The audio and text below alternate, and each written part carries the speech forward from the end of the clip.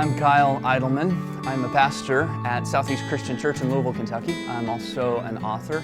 The first book that I wrote was a book called Not a Fan, and really it was a very personal journey for me that I didn't want to share with other people, but as the saying goes, what God does in you, He often wants to do through you.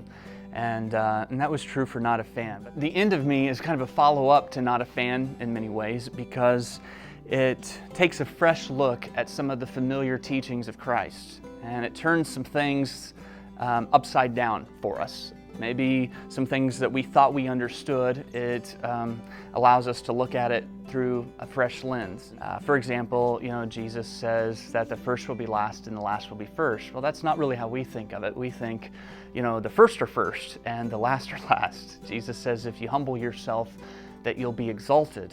But we don't tend to think that way. We think that the way that we're going to be exalted is if we're in the spotlight, if we're on the stage. And so at first you read it and you wonder, is that true? But then as you live it out, you see how Jesus, the one who knows us, the one who created us, how what He says is right, even if it doesn't feel right. So much of the teaching of Christ was not just countercultural, but it's counterintuitive.